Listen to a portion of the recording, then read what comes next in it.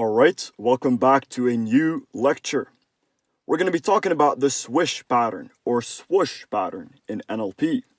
I know the name sounds funny, swish, but it is an amazing method.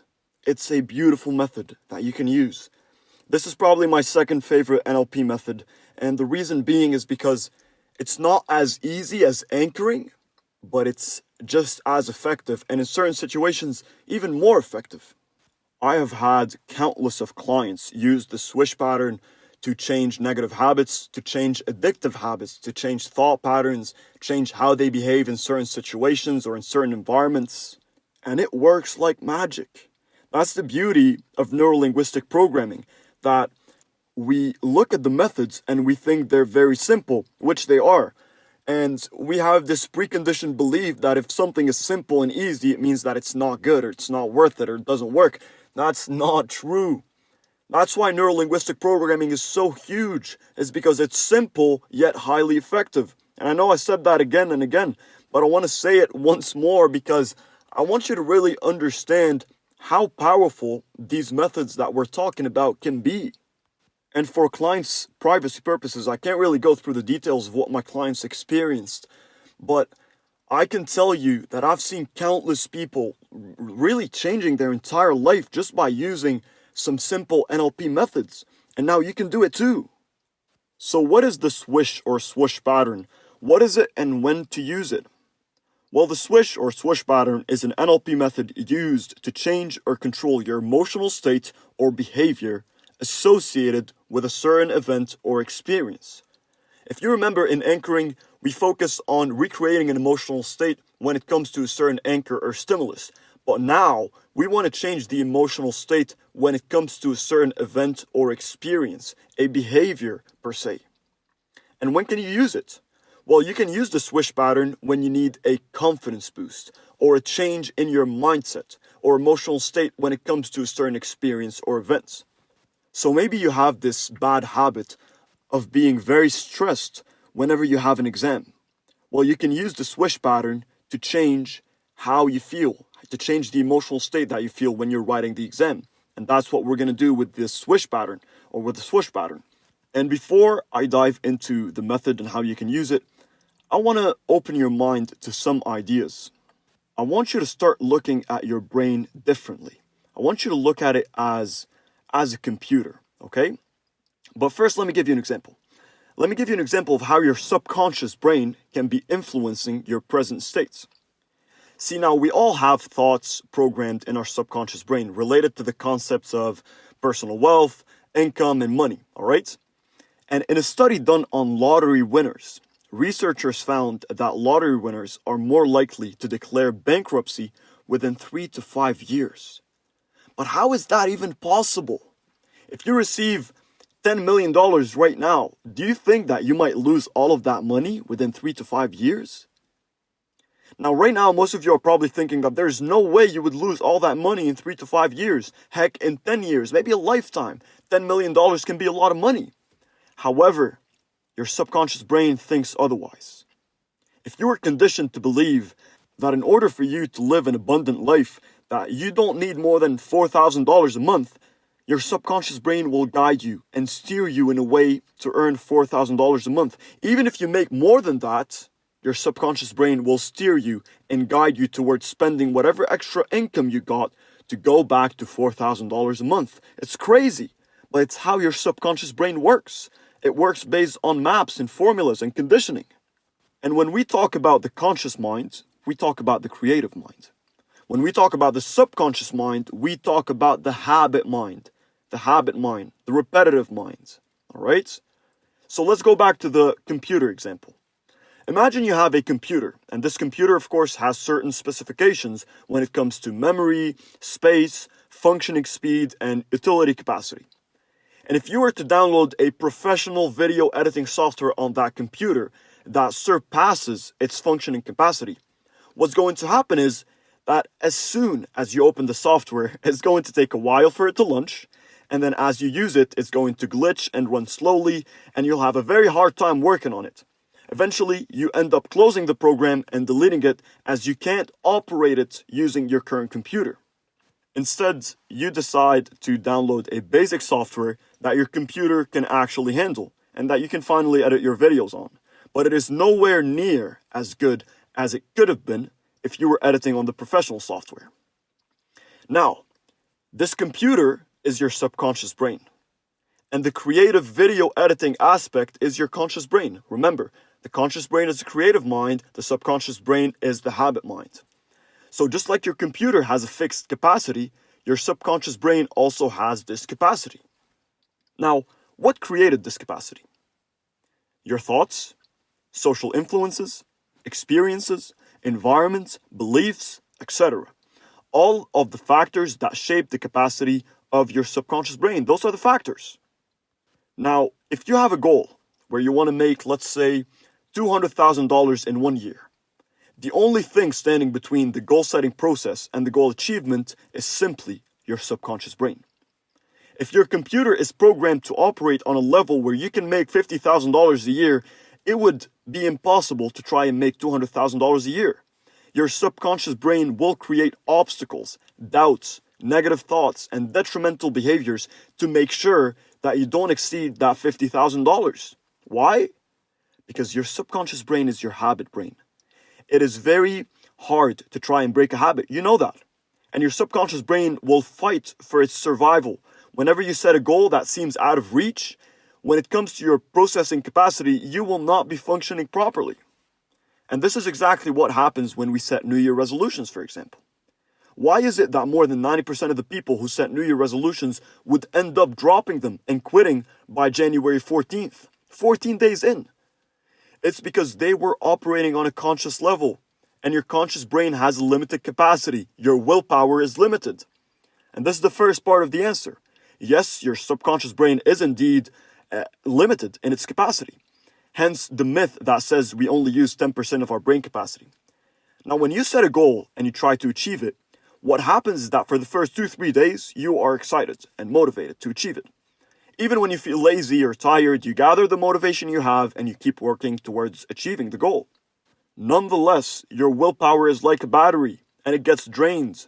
That's why when people decide to go on a diet, they are way more likely to eat a large pizza at night in opposed to a healthy salad they had in the morning. It's because when you wake up in the morning, your willpower's battery is well charged and ready to help you overcome temptation. But at night, when you use your willpower throughout the entire day, it gets drained and your conscious brain can't help you anymore. And this is where the subconscious brain would step in and throw you off the right track into your old habits. However, if your subconscious brain was also wired based on a healthy diet, when your conscious brain fails to operate, your subconscious brain steps in and takes care of the job. But it keeps you on your diet. You always use your brain capacity to its fullest. But what happens is when there's a contradiction between what you consciously want and what you subconsciously believe, then the brain capacity starts to become limited as you are going through a fight with yourself. You're losing energy as you're fighting your own self. And if you want to use your brain capacity to its fullest, you need to make sure that your subconscious brain is working with you and not against you.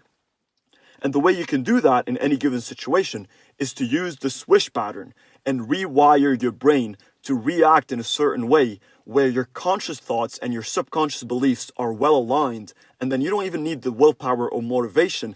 You just have this energy within that pushes you towards achieving what you want to achieve. So now let's start talking about how you can use the Swish pattern. Now, the process is going to be long. Not just the process of you doing it, but me explaining it, because I want to take the time to help you really understand it well. I don't want anybody to leave this lecture not knowing what the Swish or Swish pattern is. And if you do leave the lecture feeling like that, go and check out the ebook that I have on NLP in the course and the action book that can help you use the Swish pattern properly. But for now, let's get to the explanation. Step number 1. You want to pick a comfortable spot where you won't be disturbed. Lay down or sit in the chair, whatever is comfortable for you, and be highly alert and well focused as this exercise demands a very good level of awareness to be done properly. So make sure there's nothing around you that would distract you. Now with your eyes closed, take a few deep breaths to relax yourself while maintaining a state of awareness. You want to set up the proper mood. play your favorite music in the background, or whatever you need to be comfortable and positive, alright? Now, before we get to step 2, I want to explain to you something you need to do beforehand. Beforehand, you want to pick an experience or an event that makes you feel in a certain way negative, or that brings out negative emotions in you. A perfect example I can think of, which we discussed in the anchoring example, is, let's say, social gatherings or social situations. This can be the scenario that you imagined, and then we want to use the Swish pattern to install how you actually want to feel when you encounter that event.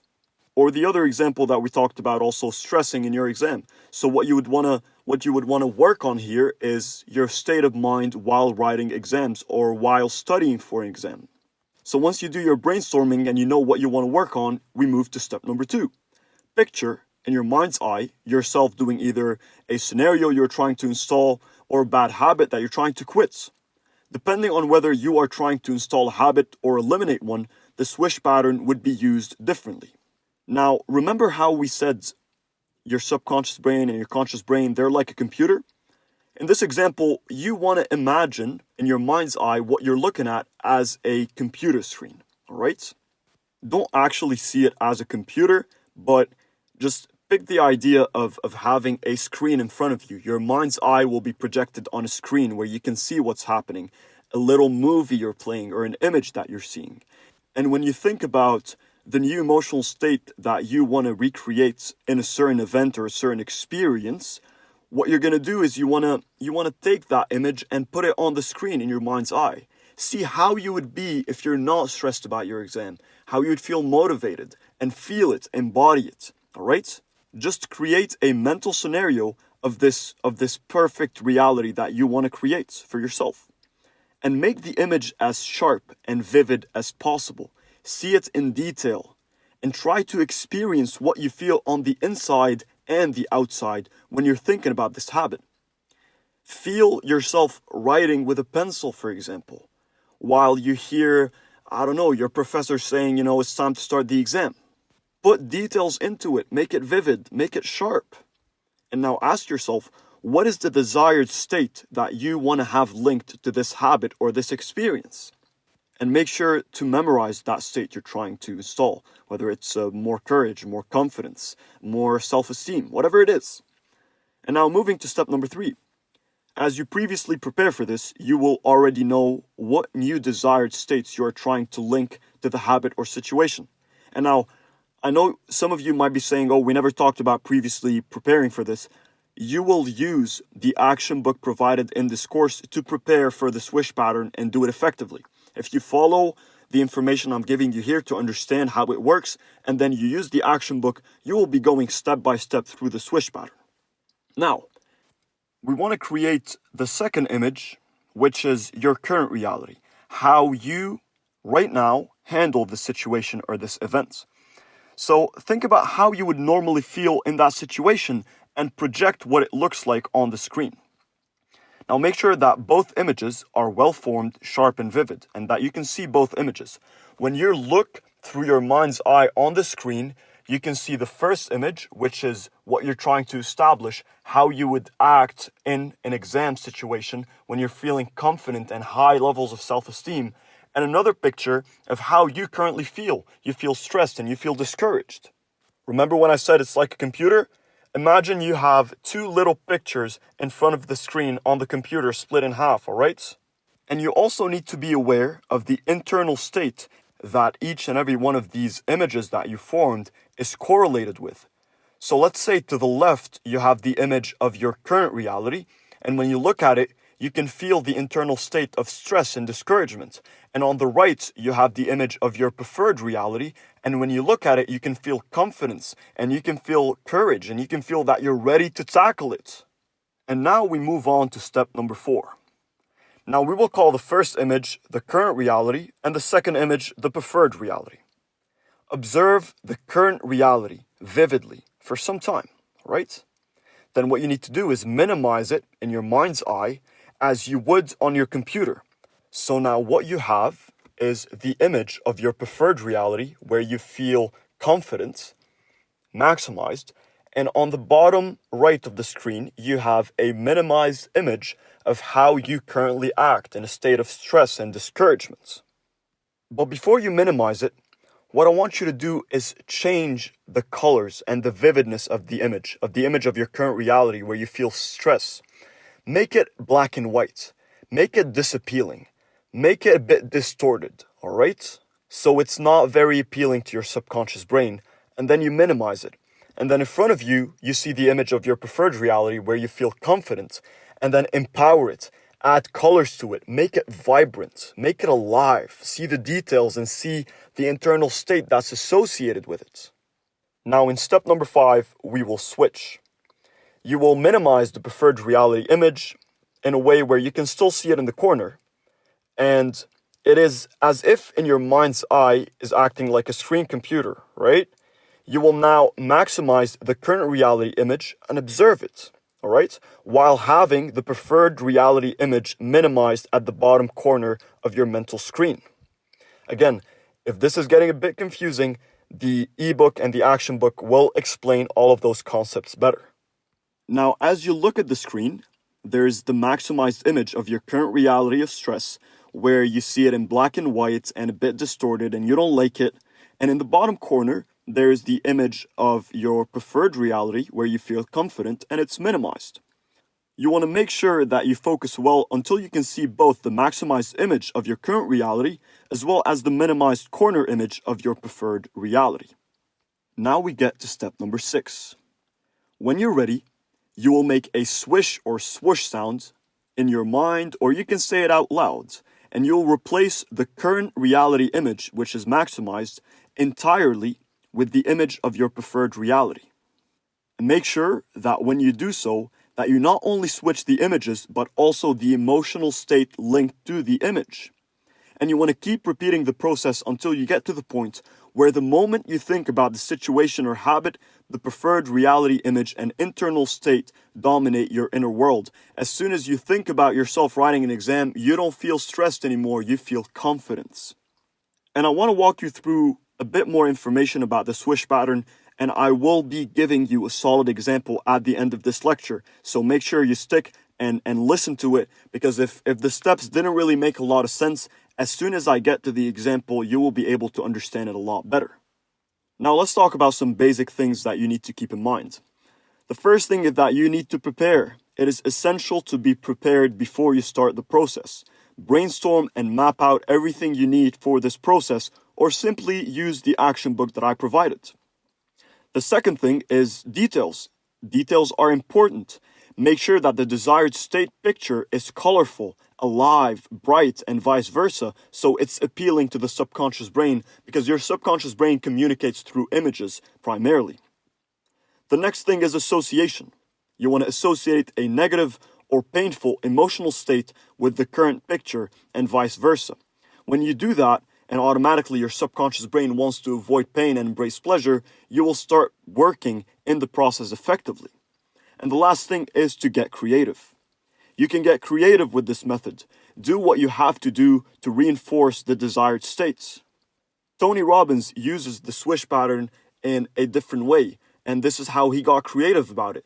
So when you're doing the swish or the swoosh, when you're switching the two images and you say swoosh, what he does is he tells people to imagine themselves putting their arm up and imagine grabbing the minimized photo or the minimized image, and then when they do swish, that they grab it with their hand and they put it in front of the screen, and then it gets maximized. So this is how you can get creative with it, and there's going to be more information about that in the ebook. And lastly, you need to know what to do once you're done. So first thing, you just finish the process. Careful not to fall into reverse swish, otherwise you'd cancel the process. So make sure that the images don't get reversed before you finish the process. You want to make sure that the projected image on your screen in your mind's eye is the image of your preferred reality. The second thing is to clear the anchored image. Now before you open your eyes, clear the image, clear your mind, take a deep breath, focus on your breath, and then open your eyes. Step number 3, repeat the process for at least 4 times, 3 to 4 times. You can do that in a row or at different instances. So as you're sitting, all right, you're doing the swish pattern, you're seeing both images and you do swish first time, you switched it. And then you see it again and then swish another time, you switched it again. 2, 3, 4, 5 times, as many times as you need, all right? As many times as you want. And then you stop. And then if you're not there, and then when you think about you writing an exam, you don't feel the state there, just do the swish pattern again. And number 4 is to track your progress. You will know that the method was successful for you when as soon as you think about the event, the desired image is the first to pop out in your head. Now that being said, I will give you an example.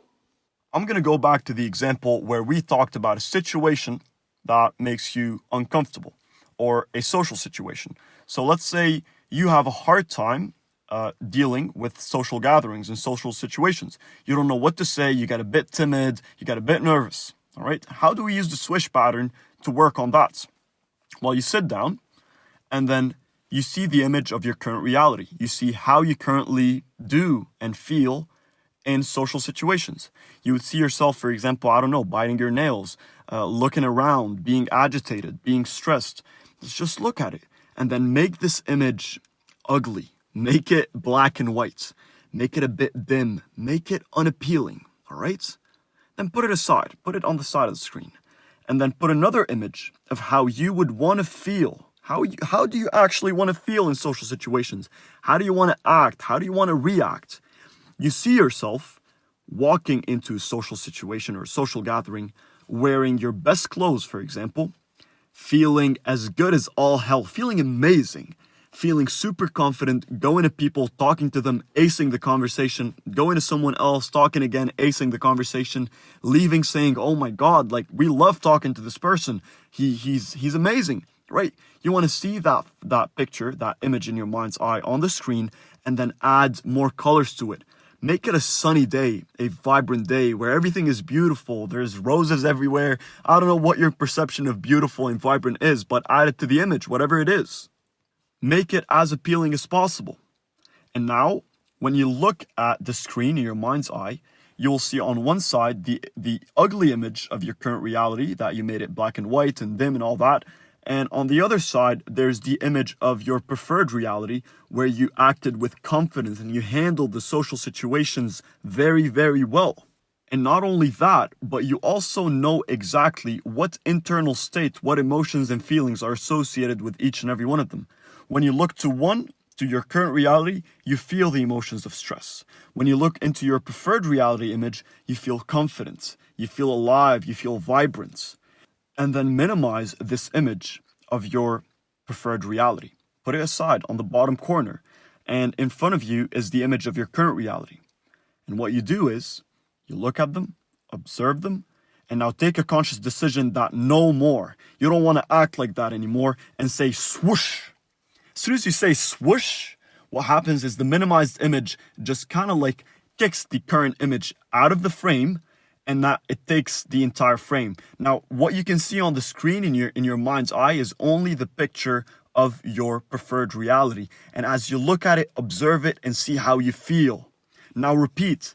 The images are back there again. One is maximized, one is minimized. Swoosh.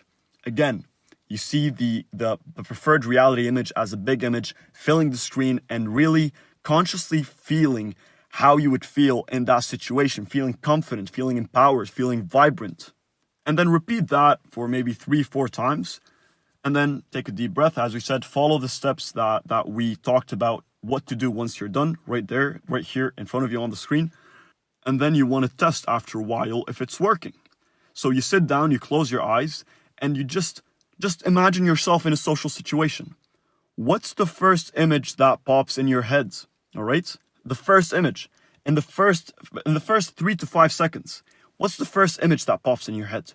Is it an image of you being confident and being comfortable and handling the situations properly? Or you being stressed and agitated? And if you don't see the image of your preferred reality, do the exercise again. Go through the notes, go through the ebooks, go through all of that. See if maybe you missed out on some information, and then try it again. Keep trying the swish pattern until as soon as you sit down and think about the situation or the experience that you used the swish pattern on, it automatically generates the image of your preferred reality, and the internal state, emotions, and feelings associated with it. So guys, that was a long lecture. I know that, almost 25 minutes, and it was long. However, you can see how this method can be effective. You can literally use the swish pattern in different areas in your life. Whatever experience or event that you have where you don't feel a certain way, you can even use it with habits. Get creative with it, right? Use the swish pattern, use it as many times as you want to change as many aspects of your life as you want and as you need. And you will start noticing the change bit by bit. Now, don't overwhelm yourself. Don't use the swish pattern on the first day for 10 different things. Start with one, perfect it, master it, and make sure that it's embedded into your subconscious brain. And once it is, then move on to the next one. With that being said, I probably need to go drink some water after talking for 26 minutes, but I'll leave you with the ebook and the action book that you can use as references to use the swish pattern properly and use it better. And I'll see you all in the next lecture.